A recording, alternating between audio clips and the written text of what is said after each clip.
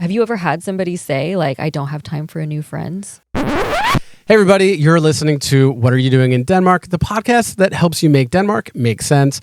My name is Derek Hartman, and I've been living in Denmark since 2017. And today we're going to continue talking about making friends in Denmark. And I'm joined by the lovely and friendly, effervescent. Oh, wow, I try. Annie Samples. Yes, my name is Annie Samples. I've been living here since 2019. And after a few years, I eventually made some friends. And we're going to tell you all about how we did that today. Yes.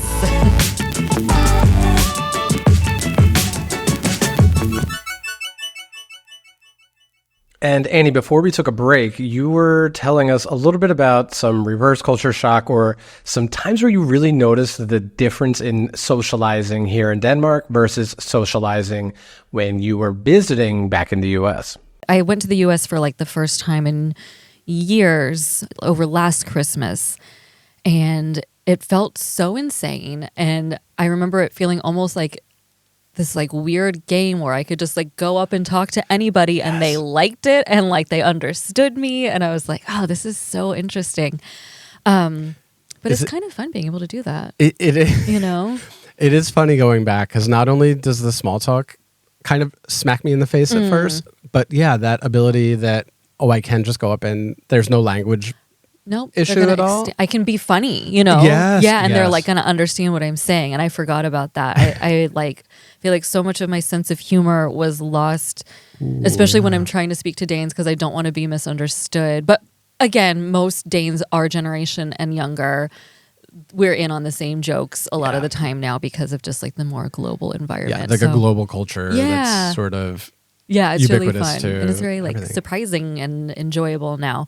Do you ever find it to be, when you're in the US, almost exhausting to hear so much English? I was very much experiencing that. Yeah. It's overwhelming. And yeah. It's also overwhelming. You don't realize how different it is when you can understand everyone around you. Yeah. You're like, oh. Because I'm not used, jeg kan forstå lidt dansk. Yeah. I can understand some Danish, but not everything. And I can't understand when somebody's speaking with a dialect or very, very fast or using some Danish so I can just slang. like tune it out real easy. I can tune it out. But in the US, hearing people speaking English or even going to visit the UK and hear like understanding every conversation around me is not something I'm used to. My brain has kind of... it's very interesting. I feel so stimulated when I do that. So stimulated. You don't realize how much peace you have here. And it's, so nice to tune it out. And then most people who speak English do it very loudly. Yeah. And so it's a lot, no shade in that regard. It's just a cultural difference. But I find when I go back to the US or go to English speaking cultures, I'm like, wow, that is a loud, distinct sound that I'm understanding all of. The whole cafe is hearing your conversation. Yeah. Jeff, that's really nice. Yeah. Do you ever, this is complete sidebar, but do you ever like go out in public here in Denmark and you hear American tourists and you pretend like you're not American? Yes. Okay, I don't pretend like I'm not American, but sometimes I do hear American tourists and there's something. I feel like Americans. I feel like I bet. Yeah, but it sometimes I'm like, okay, rein it in a little bit. Right. It's like lower the volume, lower the the main character energy. The main character energy for sure. And of all people, I have it, but I try to at least like publicly talk about code switching. I'm just like, bring it down. Yeah. Wear a cap and just like go undercover because I guess that Yonta law really set in. I don't want to be detected. I don't want to stand out in any way. And I guess that's just sort of like the American mentality is you are an individual. It's okay to stand out. And it is. It is. It's just different. Yeah, 100%. And I think it's, I guess maybe it has changed me more than I realized. Maybe I become more of a coconut than I realized. And and it's okay. And also, I don't think that any culture on vacation or on holiday is always acting acting the way that they do. I don't think it's always their baseline behavior. That's I so think true. A lot of the worst things that people think of Americans are like very like tourist focused, like always wanting to adjust their food based, like do something different than what's on the menu, always wanting some obscure type of sugar substitute in their coffee, things like that. And I'm like, yeah, maybe, but also if they lived here, that would go away. Like That's it did so for true. me. And I think it's just people in the US are very used to adapting. And I think people from most countries are used to adapting pretty quickly. Yeah. That's it's good to be generous with that. It's also true what you're saying about like, you know, maybe that's not how they would be 100% of the time. A lot of times, you know, when you're traveling, you're also like exhausted, That too. a bit stressed, a bit like it's a kind of a vulnerable position to be in. So maybe we should give the Americans a bit more. They can yell. It's okay. Yeah. I'm not always my best self when I'm jet lagged and Not at all. you know, exploring a new country. And I think the other thing for Americans, that part of where that stereotype comes from is like we can travel a pretty far distance and be culturally understood. So we're maybe blind to the fact that there are more nuances to culture just in the matter of a couple train stops. Yeah. And there's regional cultures in the US and things like that, but you're going to get your sugar substitute You're gonna get that in stevia. California, and you're going to get it in Georgia, and It's that's so as far true. away as Portugal and Moscow. So, you know, Oh my like God. It's so wild still to me. we did also get some listener questions Yay, about. we love those. Yeah. I can do a little role-playing moment because my name is Josh. I'm single, 32, and I live in Boston, but originally from Virginia. I've been shortlisted for a move to my company's Danish office, and I'm worried I won't be able to make friends in Denmark. The fear of clashing with Danish social culture is giving me pause. I found your podcast while doing my research and also learned that Danish social culture seems to be built around family. The impression that I'm left with is that Danish adults aren't inclined to make new friends. I've been described as outgoing and quirky, and I fear I could be too much for Danes. I have plenty of friends in the US, and I value my friendship circle deeply. Do you have any advice? I can relate to this so much, honestly. I really came from a very strong group of friends here. Again, it's like the expectations, the patience. I mean, good on you for doing the research, and Honestly. yeah, like you did more preparation than I think I did. But I mean, look, if you want to make it work, you're going to make it work anywhere. And you may be too much for some people, but other people are going to really embrace that. You obviously found a friendship circle that did. Yeah, I think it just kind of goes to a lot of what we've been talking about. I mean, there are definitely some tips that we can go through, but I wouldn't let that keep you from pursuing a career advancement and the opportunity to live abroad. It's worth a try, right? And as we've said before, give it 2-3 years, honestly. And I know that sounds so long. Yeah. But it can really take that long to really feel like you're settled in any capacity. But also like him saying that he's quirky, I think there's actually a really good... What level of quirky are we talking? Because I was at Central Station the other day and there were like so many like anime cosplayers up in there. Right. You know? There's a really good like subculture of like video game, you know. So what are we talking here? Yeah, I don't know. Yeah, Josh, let us know. I Let us know. But I definitely think that, and maybe I've read this sort of as well, that, you know, it's, you know, conformity and things like that. I don't think, I don't find that anybody will judge you for any quirks. No, honestly. I feel like things are a lot more forgiving. Maybe not, you know, drastically, like you wouldn't be accepted in Virginia or in Boston for dyeing your hair or doing cosplay as an activity or things like that. But I do think that that's just as accepted in Denmark. In fact, you might get even more left alone for it, Right, you know, yeah. because almost the Yantala thing, people aren't really going to like make any comments on it, which they'll judge you appreciate. privately. Yeah, great. And thanks for that. You know, they'll judge you privately. No, but I don't think they're going to confront you on these quirks. Yeah.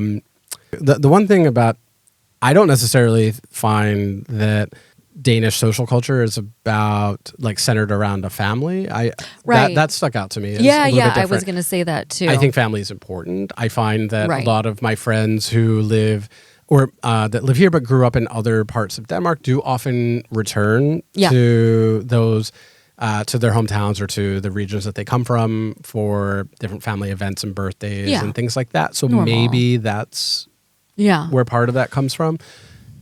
maybe that was written somewhere. Yeah. Well, I think a lot of people that plan to have kids here do stay close with their That's family true. because like more and more far really are big helpers. Yeah. In that context, but I wouldn't say it's 100% necessary. And I even have friends that live here in Copenhagen and maybe their parents are still somewhere on Uland and they don't really get a chance to see them so often. And they feel like they're kind of in a similar situation as me and my husband. And yeah, we do have that sort of relating level. So yeah, I wouldn't say it's like 100% necessary to have family here. Of course, it can be nice just like it would be anywhere else. But you'll make friends. 32 is still like teen vibes here. Yeah. So, so true. you know, you can get out and enjoy it. Yeah, single, no. He's going to have no problem. I think it is definitely harder to come here as a single person. Yeah. I feel very lucky that I came here with my partner, that I did have somebody that I could do things with and try things with. But there are going to be networks of people looking to do that. Exactly. There are groups you can join, meetup Exactly. groups and all kinds of groups on social media and things like that. There are events in different places. If you're not in one of the cities, you may have to travel a little bit for that. But that's part of wherever you move to. You know, if you're moving for work, it probably will be to a city perhaps. Right. So love that. it may not be bad or as bad as it could be being a little more remote. But I think, I would say give it a shot because Totally. it's going to be the same as when you moved from Virginia to Boston, just with a slightly higher degree of difficulty. Right. And you will find your quirky Yeah. It's Danes great that or he's your quirky outgoing. internationals too that you can befriend. 100%. I think if you're if you're too much for somebody, I feel like they're gonna be more likely to tell you that here True. than they would in American culture, where they may just outright ignore you or ghost you or never tell you. Yeah. You know, I find that like some of that directness that you have you received hear that from before? because I'm not too much, so I don't. No. Couldn't be me. No, I'm perfect. Yeah. No, I'm just kidding. You are. I think I find that like Danes are more likely to tell me like, hey, you did this thing and it bothered me. I find, Wow. or I found that in the past with my Danish friends in a way that is refreshing because I cool. I found that to be a good experience. Yeah. It can be nice to have that constructive criticism. Yeah. But no, it's great that he's outgoing. I think if he can be outgoing and persistent.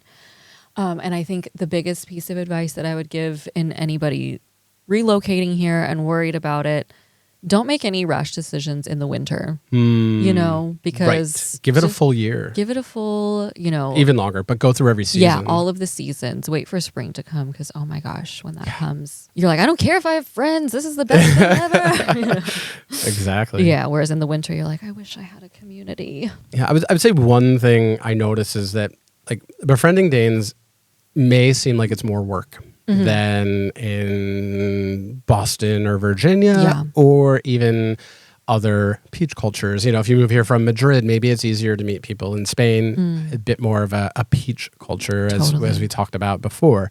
It is a little more work, but I do think that it will pay off. It's almost like dating. I've seen it described as dating, where you almost have to tell somebody like, hey, I enjoy you. Yeah. Almost like I have a friend crush on you. Yeah. Will you go hang out with me sometime? Yeah. And obviously it's platonic, but that's a nice directness. Just a different culture. That very much falls in line with Danish culture. So we love that. And I think even if it feels like that when you are just an adult making friends in general, like you have to make your intentions clear and move forward. But I think, there's like 8 pretty solid tips in here that we should probably convey to people. I know that we've scattered quite a few throughout here so far. Yeah, it never hurts to touch back on the ones that we've already covered. But I think one is to go slow. Again, you don't, just like in dating, you don't want to come on too strong. You don't want to seem like a weirdo being like, hey, I just met you. Do you want to come to my house for coffee right now? Yeah. That could be like a little off-putting. Off the street. But you do maybe have to have a few attempts to get to know somebody before you invite them to do something socially. And you can get that or like sort of an introduction to spending time with them by doing a club or a sport or an activity or volunteering, doing something to kind of get to know them, and then take it a step further, maybe based on your common interests. Right. So it's like, if you do something because maybe related to music, well, then eventually after 3 or 4 times of doing that activity or volunteering, and then ask somebody, hey, I'm going to go see this band that I like over the weekend. Would you like to join? I know you also like folk music or whatever, Yeah. Just take it slow. I remember when my son started school, one of them was having a bit of a tricky time making friends, retaining friends, being accepted into friend groups.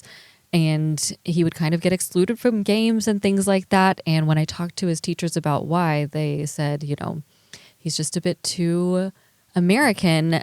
And I was like, oh, is that something that we need to change? She said, no, it's really great. He's very outgoing and open and just goes into things assuming everybody's his friend. And I guess maybe Danish children aren't that way. And it's not that, again, it's not in a mean, it's really hard to convey that it's not in a mean way, but it just takes time and you have to sort of like play things out slowly. So I can see maybe to Danes, us Americans can come on quite strong, especially when you think about it in the context of a kid who like, they really don't have many filters, Right. like he's just going in like, hey, we're best friends, let's go. And they're like, hold on, like it took some time, but now I think they understand it a bit more. And if it's a Dane specifically that you're trying to be friends with or wanting to be friends with, I've found that they are really generous with like wanting to share their culture and traditions. So if you're like lonely for Christmas or Easter, it's very easy to get an invitation to a lunch in that way. Yeah. And as we know, they're planners. Yes. It's good to plan far in advance, usually a couple months. And, if you have your invitations declined a few times, it's okay to be persistent. Yeah. I mean, I've had that before where somebody just can't make it work that time. And I know in American culture, sometimes people will make that excuse almost like, oh, I can't this weekend, whether or not it's true. And I'm like, I didn't even tell you if it was Friday, Saturday, or Sunday. Right, but, right. So sometimes you're not, if they're trying to just be polite. That's so true. And excuse it. Yeah, no, you're going to get an honest. You're gonna get an honest answer. Yeah, I think. Yeah. So that's really good. Yeah. I am seeing here. Have you ever had somebody say like, I don't have time for a new friend? I've had that indirectly said, but I know people who have like been told that. Yeah. Told, And like, it's, honestly, it's valid. Yeah. That's so hard. Like I totally understand, and I wish that I could be friends with everybody that I meet. Yeah. And it's crazy trying to juggle that. And how do you do that? That's so hard. So that feels so cutthroat. It is. In a way, I appreciate it because I feel like I'm so I think in American culture, and I think probably in some other cultures as well, it's almost considered impolite to decline an invitation to something. Yeah. But one thing I do like in socializing with Danes and in Danish social culture is that it's very much thought of as like, don't come to my birthday party if you're not going to spend the whole night there. Interesting. Or like if I'm inviting you over for a dinner party, you're not going to leave to attend another function or things like that. Whereas I feel in the US, often socializing, and again, this is like maybe when I moved here, I was still kind of that like early 30s like culture where it would be very normal to be like, oh, I have something else that night, but I'm going to stop by. Yeah, and that's not kosher here. I feel like it. Oh, interesting. I don't get out much, okay? Yeah.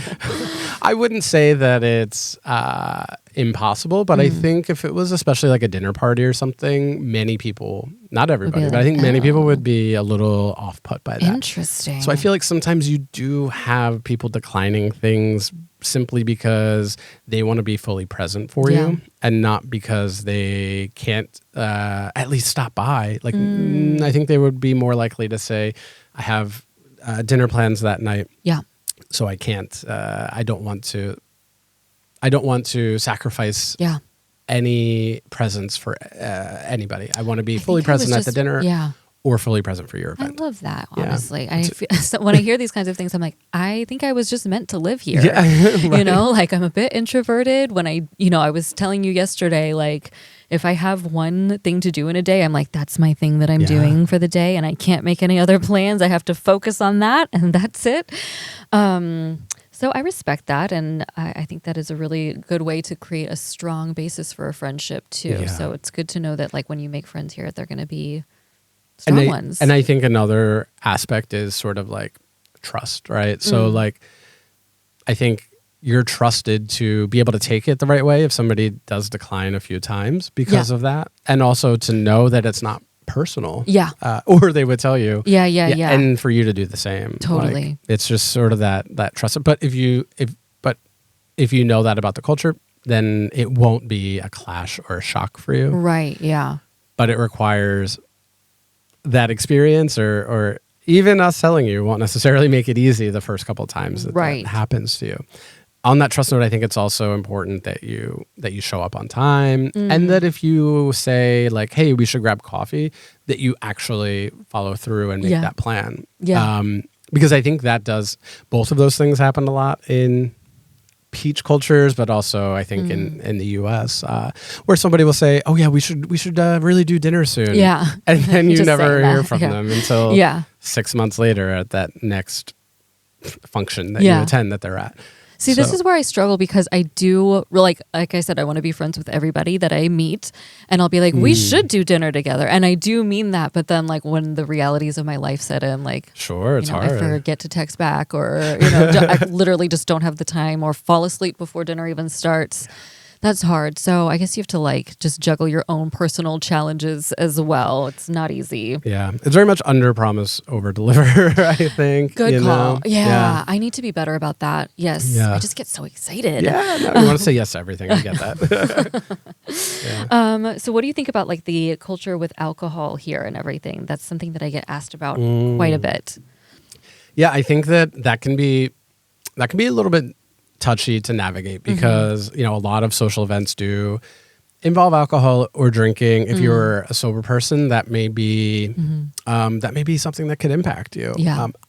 At the same time, it can also be an easier way to make inroads and get to know people. And I think that's where some of the coconut outer shell melts away. Yeah, I love it. Coconut shell is drowned in Carlsberg. I'm picturing like one of those drinks in a coconut with a straw. Yeah, like a pina colada. Oh, sign me up. Yeah, that coconut becomes a pina colada, and then everybody's talking, and nobody's afraid of small talk anymore. But another thing that I have noticed, again, with like the younger generations, they're like, oh yeah, I don't really drink that much, or I don't drink at all. Yeah. So that could be something that changes too. I think that is definitely changing. Yeah. But I do enjoy little snaps here and there. Yeah, me too. But loosens things up. Yeah, it's fun. I love that.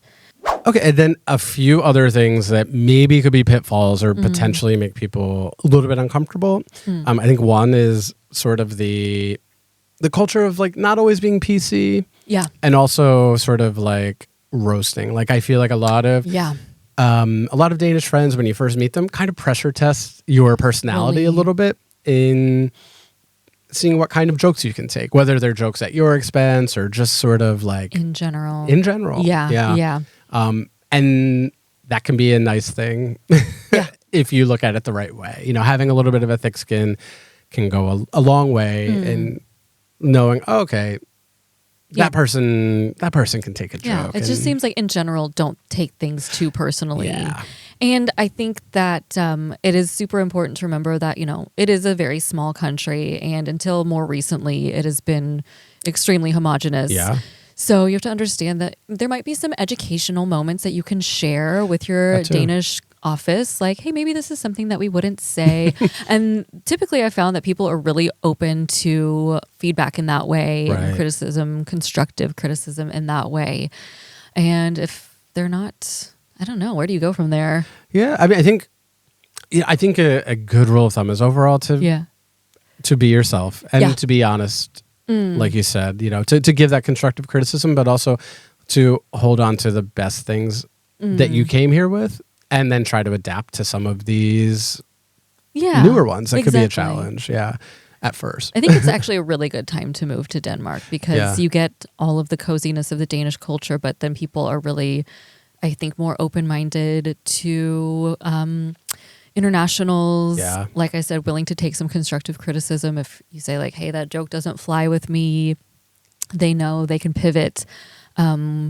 Culturally, we have a lot of things in common these days, whether it's just, pop culture. Yeah. But you know what? I really enjoy that. So yeah, I don't think it's going to be any problem for people to move here and make friends. Yeah, I don't think so either. And I really think that like the big takeaways I think are just having realistic expectations. Yes, it may be more difficult than other places, but there's cultural reasons behind it, and it's not because people are mean. Right. It's because people are slower to warm up, but once you're in, you're going to really make solid and deep friendships. Yeah. And that's sort of how it works here. That's It such takes a an little important time. and simple way to put it. It's not because people are mean. No. It's just going to take time. I think people hear those statistics and they're like, oh my gosh, there must be Right. nightmares over there. I mean, It's it is not that. alarming. Like, 53rd out of 53, what's going on there? And it's like, well, you just have to understand that there's a lot of things that are going to be happening at once when you move here, but you will make those friendships 100%. and they will come. And I wouldn't want to give up or dissuade somebody like Josh from moving here. He's going to be making friends at some point. Just fine. Just fine. I love that. Quirks and all. We Just love stick that. it out. Josh, join us. Yes. Except I will overpromise and be like, yes, let's play dodgeball together. Exactly, And yes. then I'm like, oh, wait, I have to take my kid to dodgeball practice. Well, that's everything that we know about making friends. The rest is up to whoever's listening. I love it. yeah, If but- you fail to make friends here, it's on you at this point. Yeah, I'm just kidding. We did our best. That was kind of a Danish joke right there. Yeah, that was a very Danish humor joke. Yeah, so again, have that thick skin and Yep. know how to take things. But no, we are really glad that you're all here with us and friends of the pod. And we thank you for listening and watching today. Yeah. And, Tune in next time. Yeah, we'll be back in your feed with even more. What are you doing in Denmark? Yes, all the time. All the time.